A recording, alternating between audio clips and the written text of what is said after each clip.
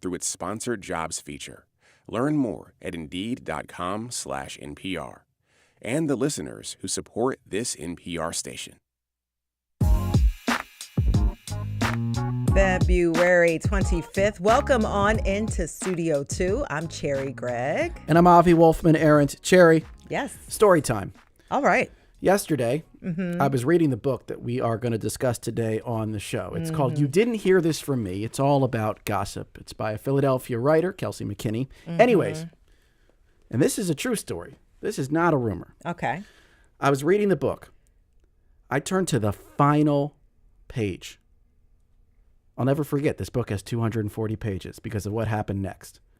As I'm on the final page of this book about gossip, someone drops a crazy rumor into my lap. I felt a jolt of electricity. Wow. This was destiny. I almost had literal goosebumps. The convergence. I've just read 240 pages about gossip. And then as I'm finishing the book, this piece of gossip comes to me. You're such a good storyteller. I'm sucked in. And so what I took from this, first of all, is that the world is full of crazy coincidences. But second of all, the person who was telling me the gossip was not like a family member. And normally when you're having a conversation with someone, there's a little bit of buildup, right? You know, hey, how you doing? How was your weekend? You got to ease into it. They went straight to it. Well, not only did they go straight to it, immediately, we're both engrossed in the conversation. I mean, we're going back and forth. It's like the ultimate social lubricant. It's better than booze. A rumor immediately bonds you to the person who told that rumor. Yeah, right? Absolutely. Every single time. Assuming it's something you're interested in, which I was in this case. So. And you're not going to tell us what the rumor was. Of course not. Oh, Lord, of course you don't want to. Well, it's not even. You wouldn't. I'm even, like, come on. What's the payoff You here? wouldn't even know the people involved. It doesn't. Okay. It doesn't matter to you. I'm saying the point is that it makes you think about the power of gossip, which we're going to talk about today on the show. So our question for you is: do you like gossip? Have you ever regretted it? Have you been the subject of a rumor? Do you have gossip thoughts? Give us a call, 888-477-9499. Email studio2@whyy.org. Or, hey, if you're a studio tuber on YouTube, drop your comment right there in the chat. Yeah, and no judgment. We're gonna create a safe space. Of course.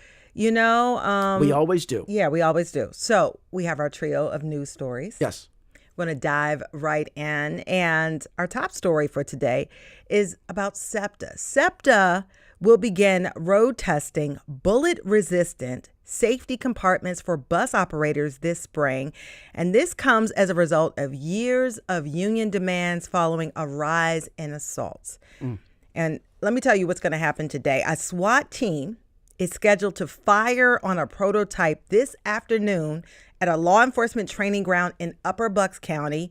It's a demonstration by the manufacturer building the enclosures, and that manufacturer is Custom Glass Solutions.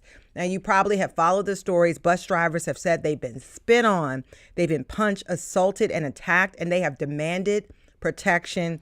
And then in October of 2023, Bernard Gribben was shot to death while driving his morning route in Germantown, that part of the city. And that's when SEPTA got with this manufacturer and they started the conversation on how to protect the drivers. And so union representatives from various cities across the country, Avi, they're expected to attend today's demonstration, and they're hoping that they'll be able to use the results to advocate for similar protection in their cities.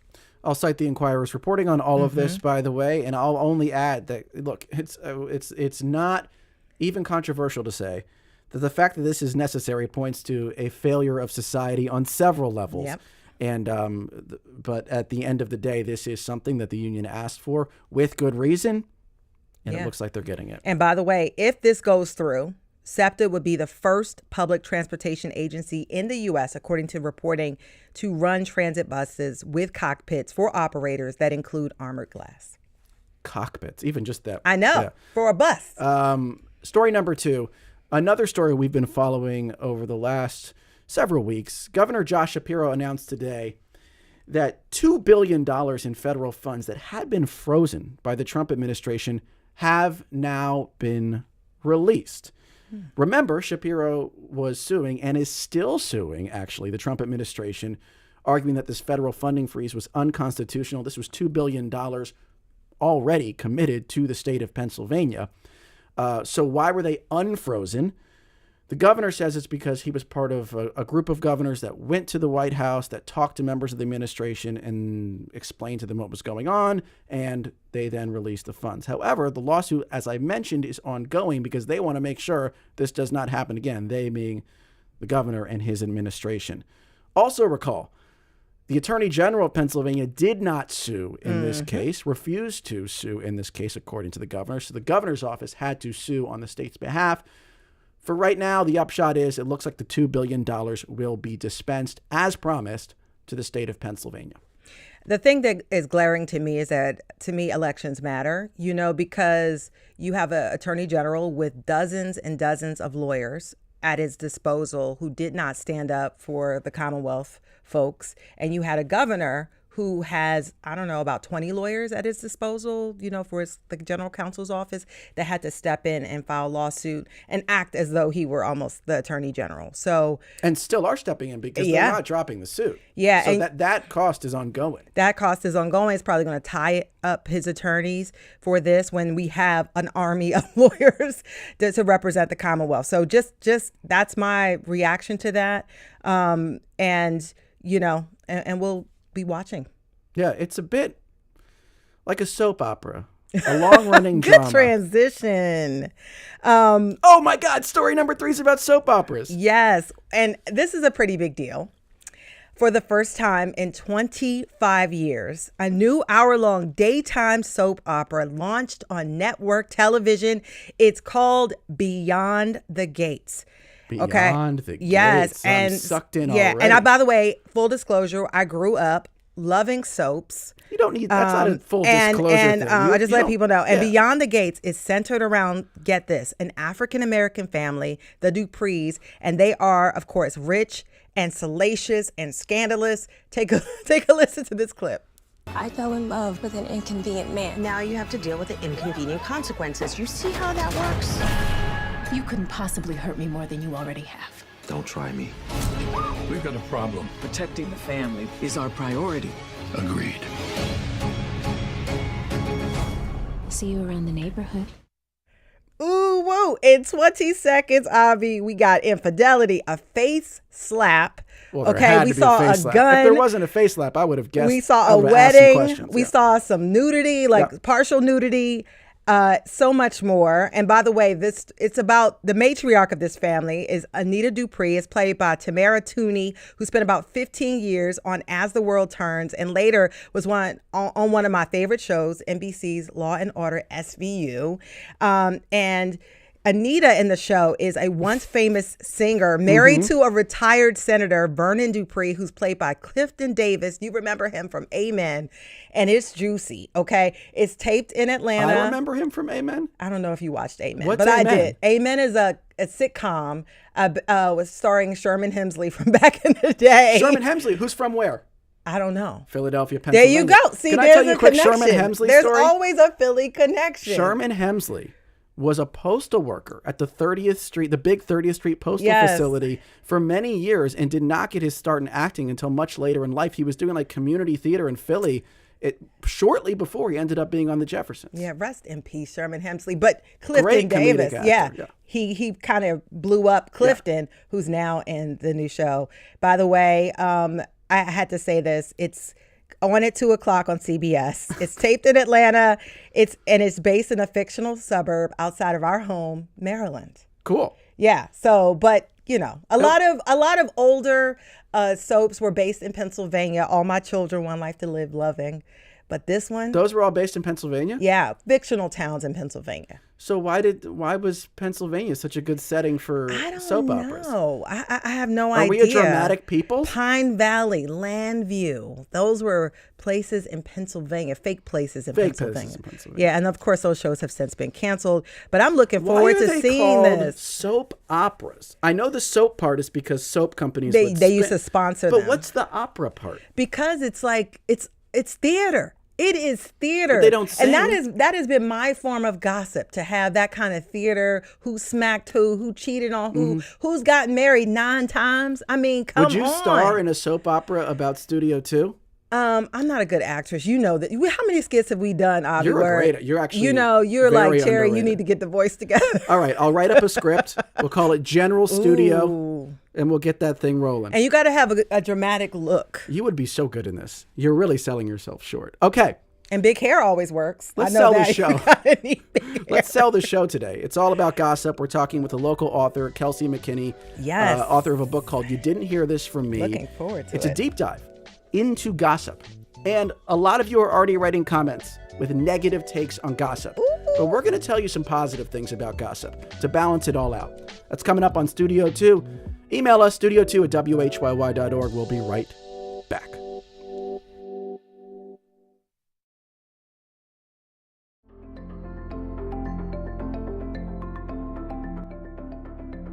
I'm Paige Marie Bessler. And I'm Andreas Copes, and we are 2 of the producers behind Studio 2 with Avi Wolfman-Arend and Cherry Gregg.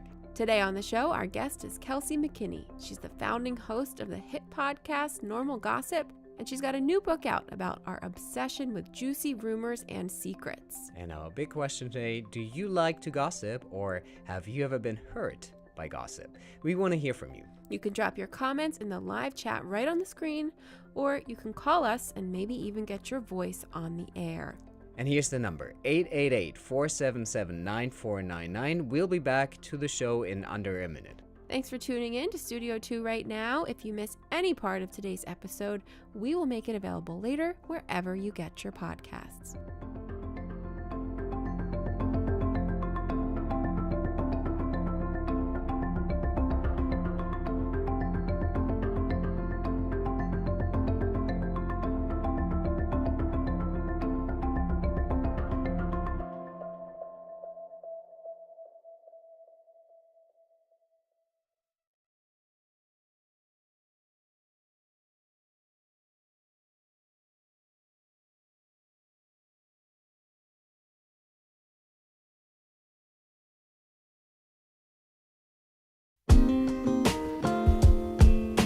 Welcome back to Studio 2. I'm Cherry Gregg. I'm Avi Wolfman-Arend, and for the rest of the hour, we're spilling the tea.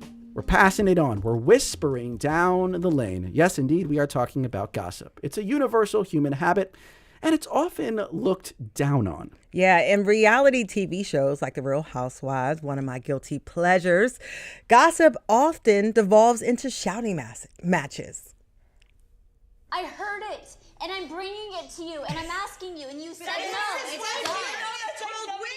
I didn't tell her that. No, that is like my fault. Like Whitney told you this? Someone that is like meant for me. I didn't tell her that. I heard it from Whitney. All right, did you follow all of that? Maybe you like to gossip. Maybe it makes you feel a little bit guilty. Think about the last time you heard a good rumor. Do you feel like you had to share it right away, or did you feel like you had to hold it in? Okay, Joey, I have got to tell you something. Oh, what is it? Oh my God, it's so huge, but you just have to promise me you cannot tell anyone. Oh, no, I don't want to know. Oh, no, yes, you do want to know. This is unbelievable. No, I don't care, Rach. Look, I am tired of being the guy who knows all the secrets and can't tell anyone. What secrets? You know secrets? What are they? And you're not supposed to be gossiping. No, I know. Our next guest is the Gossip Queen. She's a writer and the co-creator and former host of the hit podcast Normal Gossip, which shares everyday secrets from strangers. Kelsey McKinney is Philly-based, and her latest book is already a New York Times bestseller. It's called You Didn't Hear This From Me, Mostly True Notes on Gossip. Kelsey McKinney, welcome to Studio 2, and congratulations on the book. Thank you so much for having me. Hi, Cherry. Hi, Avi. It's nice to be here. It's really nice to have you, and I would love to hear from folks in the audience today. We already have some pretty interesting comments on YouTube. Beans47 says, unfortunately, I am a sucker for gossip. We're going to challenge the premise of unfortunately today on the show. So keep those comments coming in. You can tell us, do you like to gossip? Have you regretted gossiping? Have you been the subject of a rumor? That'd be an interesting story. 888-477-9499. Email studio2@whyy.org. Or hey, if you're on YouTube, drop your comment in the chat. And Kelsey, I wanted to start by showing and not telling. I would love for you to share some gossip with us that's on your mind, or perhaps something you want to borrow from the book. Just weave a quick story for us that can, I guess, let us feel what gossip does to us. Sure, yeah. So one of my favorite like little tidbits of gossip that I've been talking a lot about lately is this couple went to dinner at like a Red Lobster or a Chili's or something, and they're sitting at the table and they're there to celebrate their anniversary. And behind them, at the table behind them, is a couple just having this massive like blow up, breakup fight. And they were like, we're not talking to each other. We can't talk to each other at all. Like, we're so laser focused on what's happening behind us that like our date is none of our business anymore.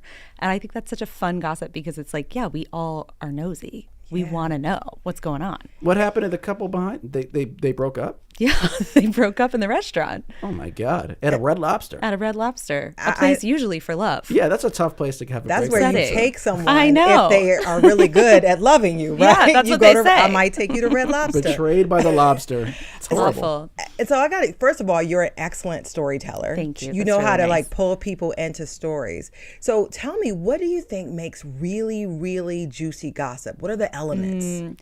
I think really juicy gossip subverts your expectations. So often it's something that you think you have an assumption about going in. You're like, I hate this person or I dislike this thing. And then it kind of switches on you, changes your mind. I think really good gossip also just is a tone, right? Like you can see people across a bar, they're using their hands really fast, they're talking really fast, and you know that they're gossiping, even though you're not privy to what they're talking about. You, in the book, describe yourself as like almost like someone who has gossip in their DNA. Mm-hmm. Like from the moment you were born. You loved it. I You love loved it. gossip. Even though you grew up in a world where everyone told you gossip was bad, even evil, even sacrilegious. Yeah. So can you talk a little bit about your upbringing and what people told you about gossip growing up? Sure, yeah. So I grew up in Texas. I got here to the great city of Philadelphia as fast as I possibly could. And I grew up evangelical. And so the evangelical faith is really clear on its beliefs in gossip, which is that it is black and white, it is a sin. And so to them, it's like to gossip is the same tier of sin as adultery or murder or all sorts of other things that we kind of universally agree are bad. And there was no room for nuance there at all. It was just like, we hate it, it's awful, you shouldn't do it. And so as a kid, I was always getting in trouble because I was just like, in my bones, I had to do it. I had to tell people what I had heard. I had to like reshape it into something more exciting. And so people were constantly telling me like, this is a thorn in your side. This is something like God has given you to tell you that you're not holy, right? And I was like, well, that sucks because I love it. So that was really hard for me as a child. But I did kind of, as I grew up, realize that there's a lot more nuance there, that like often I, even now, will hear people react really strongly against gossip. Like, oh, it's bad for you, it's evil. And like, I think that kind of black and white thinking on something as complex and as integrated in our society as gossip is like really damaging. Yeah, you even peel back the layers of religion and show that, you know, of the tens of thousands of verses and subjects, gossip is only mentioned 8 times, yet we talk about it. I've been to church. I used to spend every Sunday and Wednesday at church. It's only mentioned that many times in the Bible. In the Bible, yeah. But you hear it all the time in sermons, and you're preached about it. Why do you think gossip has sort of been so focused on in religious circles? Well, first off, I think it's incredibly hypocritical of the church to be so anti-gossip because, like, if you grew up going to church, most of the New Testament is written by Paul. Paul was not there for the events of like Christ's life. And therefore, like a lot of the Bible is either you're assuming something was told to him and that he heard it secondhand and then was able to follow in this spirit. So even if you believe it, it's like most of this book is not firsthand witnessed, which is by my definition, gossip. I think why it's demonized is complicated, right? It's easy for the church to believe in black and white thinking. It's very simple, right? It's much easier to tell people something is always bad than it is to tell them that, like, well, in some situations it might be okay if you're doing it with certain parameters, right? That's more complicated to say from a stage. That's the first thing. I think the second thing is that specifically in the evangelical church, there is a power dynamic that they want to maintain, which is that the people at the top want to stay at the top and they want to maintain that power. And when people gossip is always a tool for people without power. You can always talk to your friend and form a union. You can always talk to your coworker about your boss, right? And so within the church, it's one of the only forms of power that people that aren't in a seat of power have. And wasn't there a story in the book? There was a pastor, I can't remember if it was a pastor or a preacher, who's having an affair or is doing something wrong. And you identified that from your past, and you're thinking, of course they wouldn't want gossip in the church because that could threaten this person's very privileged position. Right. And they wanted to control the narrative, right? So often you'll see, I mean, affairs are coming out with evangelical pastors, you know, every single week basically at this point. And they will say, you know, come to us, talk to us, talk to leadership of the church. And that I find Confess your sins in me, but don't talk about them to someone else. Exactly, which I think is bad for the people of the church too, right? Like even if you are a Christian and you believe in that, wouldn't you want your church to be somewhere that's like safe for everyone? And often that kind of conversation is how you get to that point. And the priests had all the tea. I used to go to know. confession. They knew everything about everybody. Yeah. Yeah. It's a great con. Yeah, exactly. Well, it concentrates all the social power in one person who's at the top, which is a really interesting way to think about it. I did want to get this comment in from Judy on YouTube. Can you It just wants a definition of gossip at the top, which we should have done. I'm sorry, Judy. Sure, You actually have a pretty simple definition of Very gossip. broad. That encompasses a lot of things. So could you give your simple definition of gossip? I function under a really broad definition of gossip, which is its like technical definition, which is just two people talking to each other about someone who isn't there. So that means that if you and I are like talking about someone in the other room, that's gossiping. But if two doctors are talking about a patient, that's gossiping. And if you and I are talking about like what Jalen Hurts said on late night, that's also gossiping. It doesn't have to be furtive at all. It doesn't have to be secretive. Like if we just are, like you just brought up a celebrity. If we sit here on the radio and talk about a celebrity, you say that's a form of gossip. Yeah, it is technically. And I thought about it because we're journalists. Yeah. And so technically we're paid to gossip. But the only difference is we verify our gossip many times by going to the source or by people who are supposedly in the know. So how do you sort of like determine truthfulness and the amount of skepticism you alert or you assign to a given tidbit? Yeah, I mean, I am also a journalist, and part of being a journalist, I think, is many people become journalists because they're like, I want permission to gossip. I know. Tell that people. Yeah, we want to know what's going on over there. And if you have a badge and a reason, you can go over there and say, hi, I'm a member of the press. What are you talking about? And they'll just tell you. And like that rules. And we get to ask all sorts of questions and people answer them. Yeah, exactly. It's a gossip's dream. Like you just have license to do it. That was not your question. I know. Yeah. What did you ask me? Remind me. How do you determine how much truthfulness or skepticism that you want to assign to any given tidbit? Yeah, so I think a lot of reporting starts with gossip, right? In that like you hear something and then you go try to confirm it. But reporting is like very much not gossip. Like if you talk to reporters, they always have a white whale, right? Like this is the story I've been chasing forever that I'm desperate to tell, but I can't get it confirmed. Right? That's gossip, not reporting. What's interesting about gossip is that it exists in a like very hefty spirit of doubt. Like there is this just giant amount of question mark that goes over any gossip that you're telling, right? Like even the title of the book is kind of a joke, right?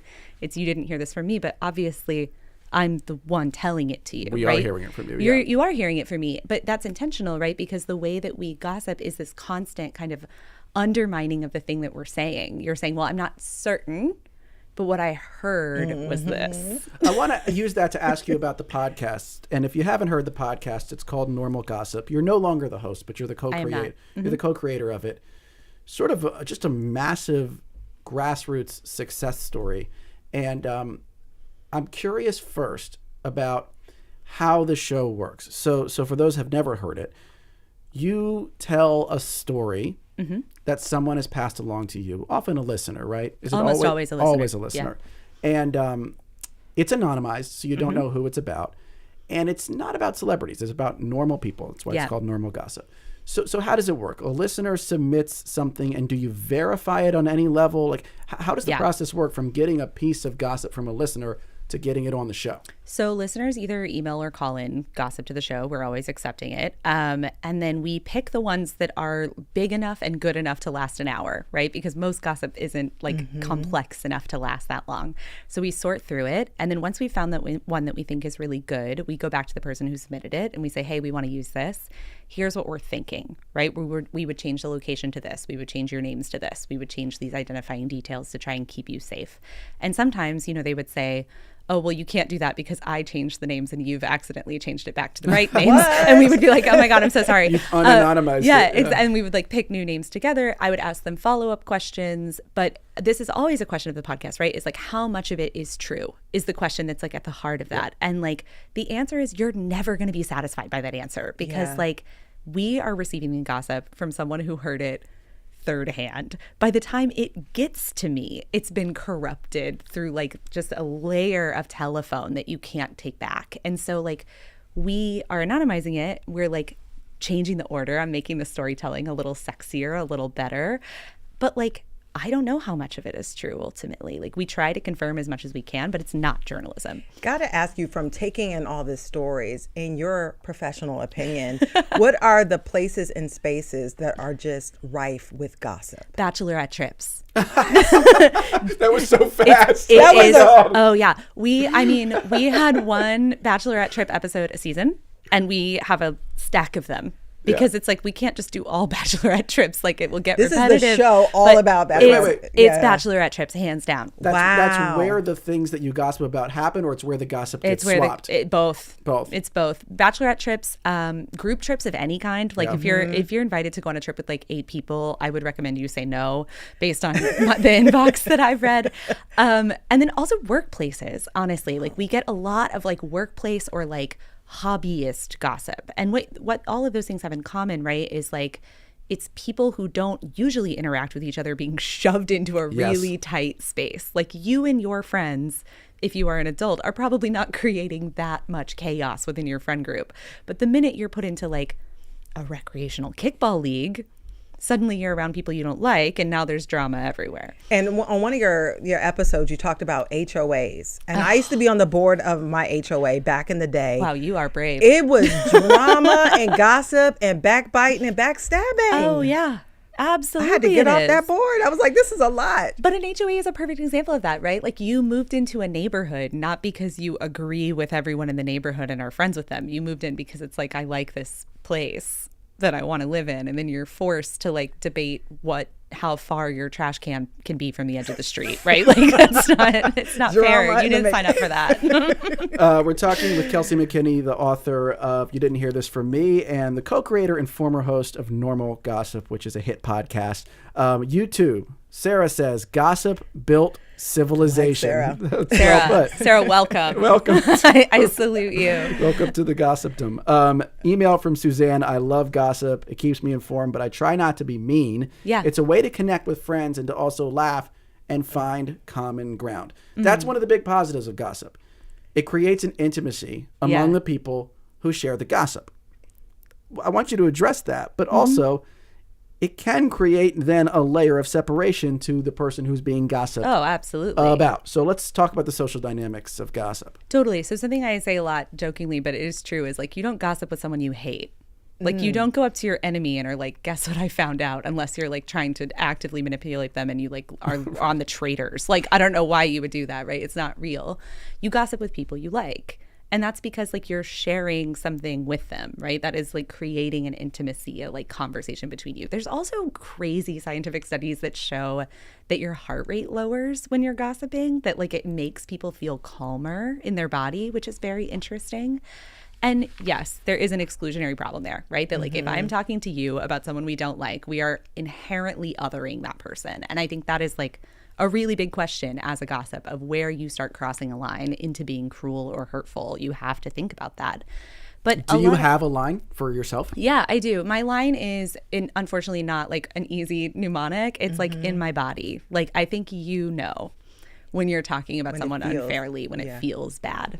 Like it feels just that icky. Yeah, I think it feels bad. Like sometimes I hear stuff and I'm like, I don't want it, right? Like my body kind of rejects it. Is there something that type of gossip tends to have in common that kind of gives you that reaction? Yeah, I think often, so we know that gossip is often used as a form of social sanctioning, which is the idea that like, if we as a society have decided that like you can't call people names and then someone is calling people names and we talk about them, that talking about them can teach them not to do that, right? Or at least like reinforce the behavior that we all agree is good. And so I think social sanctioning is fine, right? If you're gossiping about someone and it feels bad because that person is being mean and bad, that I think is fine. But there is a kind of like yucky gossip, I think, that can exist when people just like dislike someone for no reason, and you like can't really identify what it is that they don't like about them, and so they're just like, well, these are the things I hate about them, and you're like, well, none of those things are actually problems, you just dislike them. And that's almost like talking bad about somebody versus sharing juicy tidbits. And by the way, I want to invite our listeners to call in. Do you like gossip?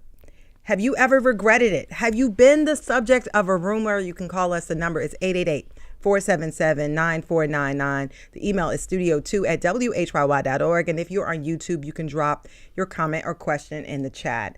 By the way, AGB said on YouTube, I love sharing work gossip with my wife when we get home from work. Oh, yeah. By the way, I like I get a lot of, I like to share with the other half.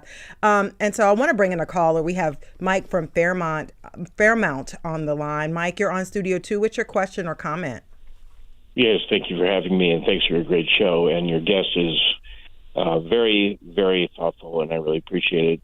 Thanks, Mike. I do understand and appreciate the social sanctioning thing, but I think, like anything else, it has to be taken with a grain of salt. So I'm not surprised that she has an elaborated sense of ethics and morality around gossip, because that's her métier. But I've seen also so many people hurt by gossip, and also a tendency to kind of mob up. I mean, on the subject of people who don't have power, I can understand, church hierarchy or any hierarchy wanting to be protected by having the parishioners avoid gossip, even if there's something legitimate to gossip about. But I've also seen it used in such a way that, for example, let's take the example of someone who's from a minority, working in an environment where there's, the people in the majority may not understand or appreciate that person's background or culture, for example. And so that's also fuel for gossip. I've seen it happen. I imagine other people may have as well. Yeah, it's a good perspective. Thank you. Yeah. Thank you, Mike. That was Mike from Fairmount. Thank you, Mike. I think Mike makes some valid points, because there are some, and that seems like something what Mike was talking about might be on the other side of your ethical line. Totally. And you would avoid that. Yeah, I think so. A show that I'm obsessed with, which I don't know if either of you watch it. Mike, I don't know if you watch this show, but it's called Traitors. It's on Peacock. I heard about that. Traitors is wild, but part of why it's wild is that it's essentially the game, like the party game of Mafia, but they put people in a room and then they film it. And so it's like they're lying to each other constantly. And what you see on Traitors immediately is groupthink, which is kind of what Mike, I think, is talking about, which is this idea that like one person becomes really convicted on something and then they just rally everyone around them. And suddenly you have this whole mob going after someone that they may or may not be right to go after. And I do think that's really dangerous and is something that we have to think about really carefully when we're gossiping. But the flip side, which you talk about in the book, is that sometimes the mob, the gossip mob, ends up outing someone who needs to be outed. So you talk about... it's messy. Yeah, so you talk about this example of... there was like an anonymized, I think it was a Google Doc or a spreadsheet where people would talk about men in media who were essentially predators. Yeah. And through this sort of group gossip, they were able to out people who had been doing terrible things for a long time. And that's subverting the traditional power structure. Yeah, so this is a really interesting example, because I do think, right, so what we're talking about now is like a kind of whisper network, right, which is something that is used by people without power to explain to each other how to be safe in a place, right? So saying like this person is abusive or hurtful or whatever, and that kind of travels along like a secret network of people talking to each other to try and keep each other safe. What's interesting and kind of a problem about that specific example is that the list became public. And so instead of having this conversation amongst only people in the same industry, amongst everyone who kind of knew what they were talking about and knew to take it with like perhaps an entire box of salt, but to have a general awareness, you had people who had no idea what was going on seeing that list. And that is, I think, very like chaotic, because you create a situation in which, one, you're very close to libel, which is a line that is dangerous. And two, you've made a situation where the whisper network is no longer helping people because you have people mad about the list itself.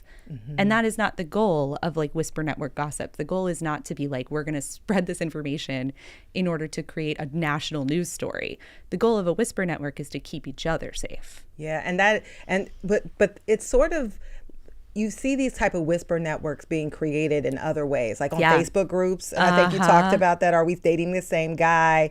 And all of those. And we'll talk about that. We're about to go to a break. And I want to encourage our listeners to call in. We have someone on the line who we're going to take after the break. But do you like to gossip? Have you ever regretted it? Have you been the subject of a rumor? The number is 888-477-9499. The email is studio2@whyy.org. And if you're on YouTube, you can leave your comment or question in the chat. And I want to really talk about that because I myself have been the subject of a rumor before.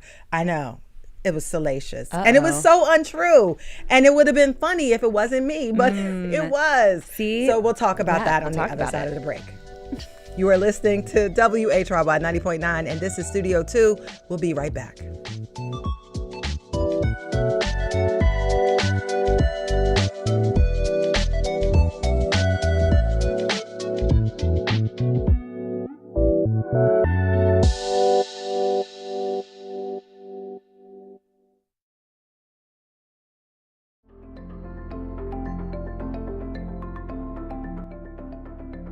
I'm Paige Marie Bessler. And I'm Andreas Copes, and we are two of the producers behind Studio 2 with Avi Wolfman-Arend and Cherry Gregg.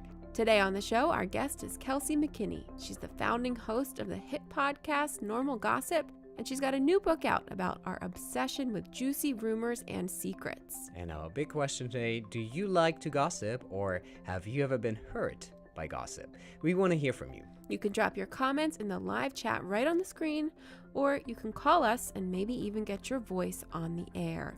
And here's the number, 888-477-9499. We'll be back to the show in under a minute. Thanks for tuning in to Studio 2 right now. If you miss any part of today's episode, we will make it available later wherever you get your podcasts.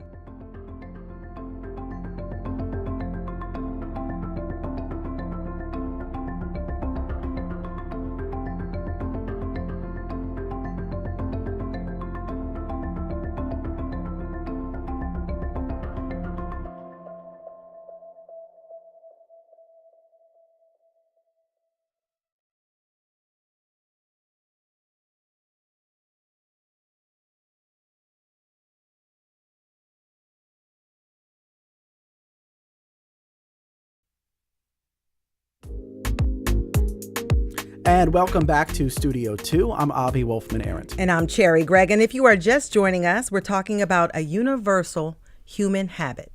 Some of us resist the urge, and the rest of us simply cannot help ourselves. We're talking about gossip. Our guest this hour is Kelsey McKinney, co-creator and former host of the Defector podcast Normal Gossip, which shares secrets and gossip from total strangers, and yet it is still captivating. Her latest book is You Didn't Hear This From Me, mostly true notes on gossip. And our question for you, our listeners today, is this: do you like to gossip? Have you ever regretted it? Have you been the subject of a rumor? This is a safe space. We want to hear from you. You can call 888-477-9499. You can email studio2@whyy.org. And for our YouTubers, you can drop your question or comment in the chat. We want to bring in a caller. We have Mike from Willow Grove on the line. Another Mike. Yeah, has a comment about a partner who gossiped. Mike, you're on the line. Love to hear your comment. Yes, hi. So my story is I was just out of college, 23 years old, and I got a good job with the government service, Defense Department job. And the way the government works is they'll have periods where they get enough money to hire a lot of people at once. So this influx of young people came into this military base, and civilian. We weren't military. We were government workers. And there was a whole lot of people around the same age, and I fell in love with this girl that started there at the same time I did, worked in the same branch. And she was engaged at the time, but so we really, I wasn't trying to do anything. We started chatting, and it was just completely natural. We fell in love, And the first 6 months, I was head over heels. I was like, this is the first time. I mean, I had girlfriends in college, but this was true love. And eventually, after about 6 months, what I liked about her was she was very pretty and she was very good with people. People liked her. She was very friendly. But what started happening was that we would be talking to people, to coworkers. They would leave, and she would just start bad-mouthing them, like relentlessly. And then she would call me up. We worked, our desks were, a couple hallways away. She'd call me up, and she would just start gossiping. And I finally said to her, I said, look, if that's all you want to do and you can't tell them, I said, just please just stop calling me. So we had kind of a bad breakup, and then it turned on me. I'm in the division office, and this woman, this mutual friend of ours, comes in and goes, let's call her Lisa. That's all right. She in front of a room full of people. She goes, "Oh, Lisa said you were the worst boyfriend she ever had." Yeah, came back around. Oh, Mike, thank you. No, Mike from Willow Grove delivered on the tea. Thank you, Mike from Willow Grove. I mean, and you see the turnaround. Have you? Yeah. I got to ask you, having been subject of a rumor, have you ever been the subject of a rumor, I mean, Kelsey? I think it is very hard to survive middle school in the United States without being the subject of a rumor. Like, it's pretty common to end up in this situation. And like, I find this story so funny because, like, one, I'm sorry that you fell in love with someone that was not a great match for you. Like, that's difficult. But two, it's hard. Like, yeah, you broke up with someone who badmouthed all the time. Like, that is kind of, at least she was consistent. Like, you've got to hand her that. That part, yeah. Let's bring in Jay now from Stratford, New Jersey on line 1. Jay, according to this note here on our screen, was the victim of gossip. Jay, you're on Studio 2. Tell us your story. Hey, what's up, guys? Hi, Jay. Hi. Hey, so when I was in high school, I remember a lot of almost the entire high school would badmouth me, but I didn't find it bad. I found it actually empowering because, like, for me, I lived in North Jersey, so I used to go to the clubs like Limelight and all that for, on the weekends, and so the people I hung out with, the club kids, they all, I hung out with them, that's fine. But then, because of the styling and the type of dress, everyone thought I was gay, which I wasn't. But, along with that, everyone thought that I was doing drugs at the same time and all that came with it. But I just thought it was funny. Like, I didn't do any of that. I went partying on the weekends and came home. I really didn't do anything, like, out of the ordinary, at least what I thought.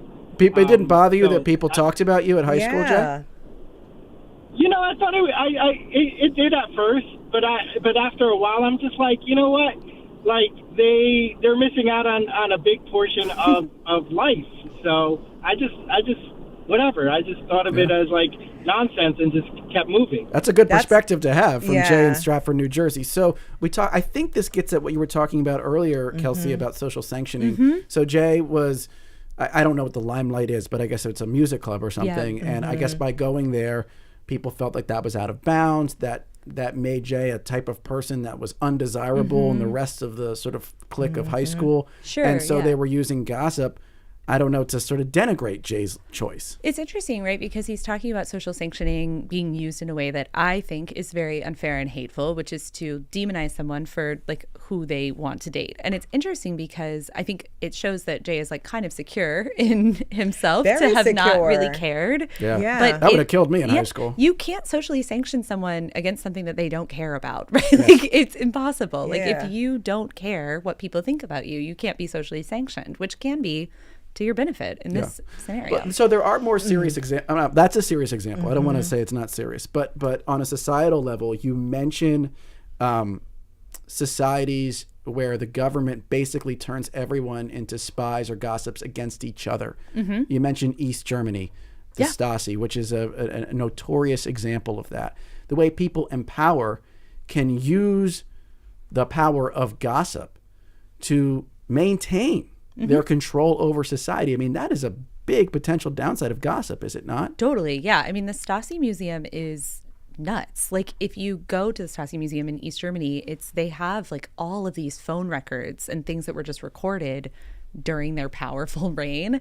And if you are a German citizen who was like affected by this, you can go in and read them all. And I'm like, that's crazy. Like, I would pay any amount of money to read every phone call about my family ever. Like, that's a nuts amount of information. And in the wrong hands, it's terrifying, right? Like, you don't want the people in power in charge of you to have every bit of your personal information. It's not safe. Yeah. Are there any ways people can combat rumors or combat gossip? I mean, maybe put out true gossip. I don't know. Yeah, I think the truth often wins, right? Like, if you just tell the truth, that often works. I also think often the gossip and the rumor are not about you, right? Like, if you're thinking about like, where is this coming from? What are the fears here, right? Like, Jay's example is a really good one on that, where it's like, it wasn't about him. They didn't know that he was gay. They were just terrified of people being gay. And so they were demonizing him for it, right? And like, that isn't about you. Yeah. That's about them. And so it's like, in that situation, you can just kind of wait till you go to college. It's not always that easy. You like move on. By the way, I want to read this comment from Judy, who says, I have regretted gossiping. I was a teenager and actually believed the person I told someone else's business to would keep it to themselves. They did not. And I lost my friend. Deb says, I've experienced more gossip with the guys in construction than years of growing up at beauty salon where my mom worked. Would have never guessed. Let's talk about the way gossip has been interpreted through a gender lens. So you talk about this in the book. People code gossip as female. Then you actually dig into it and you realize that that's in many ways a misdirection. What did you find as you looked into that? So there are like reasons that we code it as something that women do, which is like, even etymologically, the word gossip comes from an old English word, which is god sib, which meant the women who were inside a birthing room. So it would be like your aunties or like your mom's friends in there. And then over time it became the talk between them. And so the actual roots of the word are in women talking to each other in private spaces. So it makes sense that we have this kind of bias against it. But gossip is something that everyone does. Like, I was making a joke when we were off the air that people always tell me like, oh, I don't care about gossip. Men are always like, I don't care about it at all. And then you're like, oh, did you hear that Tom Brady is unretiring? That and they're is like, gossip. what? Like, it's like it when it is relevant to you, you care deeply. It's just a matter of whether you care about the thing that someone's talking about or not. And that makes me wonder, is it just the subjects that people sort of classify as gossipy? They tend to lean, female in a sense, because no one says that sports talk is gossip, but it is gossip. I do. Yeah. I mean, I do. I love sports and I love to gossip about them. Like, it's very fun for me. But I do think it's like, often you see this in workplaces especially, right? Is that people will say like, oh, the women are gossiping. And it's like, well, the women are talking about the Real Housewives, which is something they watch on TV.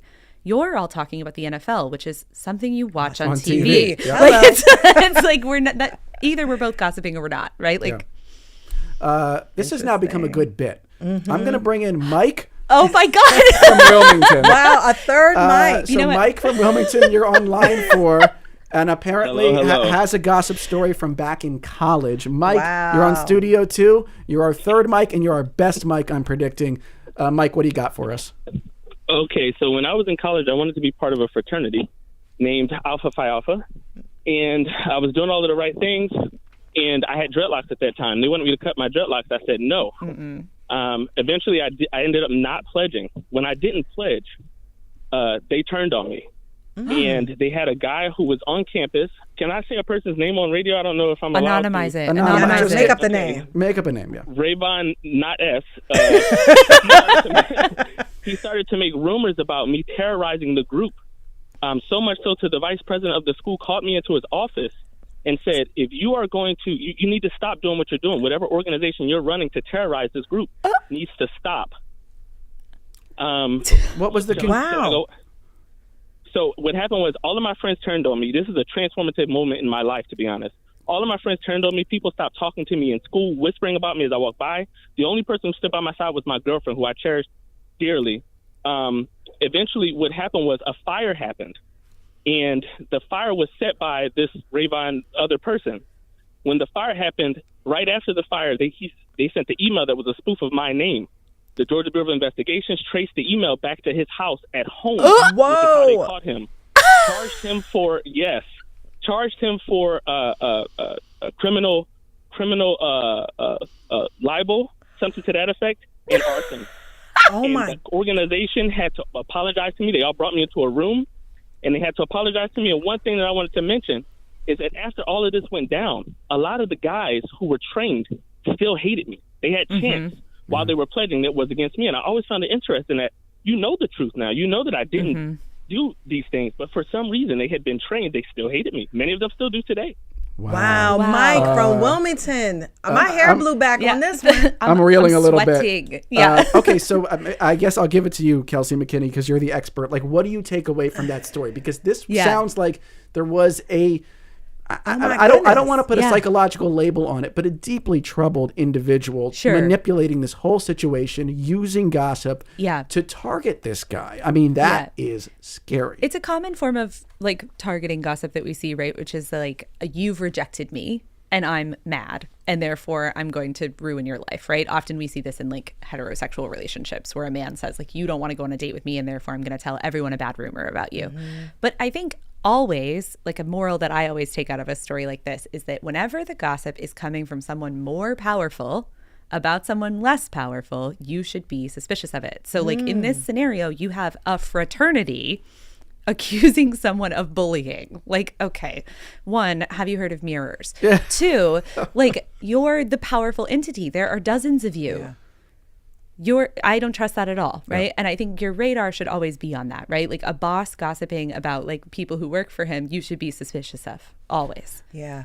Can I just read a quote from your book? Oh my goodness. And I just want, because we're wrapping up here. We are. So you write toward the end, quote, "When I began this seeking," meaning this project, "my personal bias was that gossip was an unfairly maligned part of our experience in the world that needed to be redeemed." So you kind of come in as the defender of gossip. Yeah. How did you transform over the course of writing this book, and sort of what's your reflection on the, I think good and bad is too simple, but what's your reflection on the purpose and utility of gossip in the world now? Yeah. So I came into writing this book really like just committed to the idea that gossip was actually very good and people were confused. And I think that that is true in some scenarios. Like we've been over a lot of it today where it's like, well, sometimes you're conflating libel with gossip. Sometimes you're assuming that only bad things can be gossip. Sometimes you think only women gossip, right? Like those things I think are all important things to address. But gossip is a tool, in my opinion, right? Like you can use gossip for good or evil. And the more that I researched and learned about it and read all of these psychological studies, it's like a hammer can't be inherently good or bad.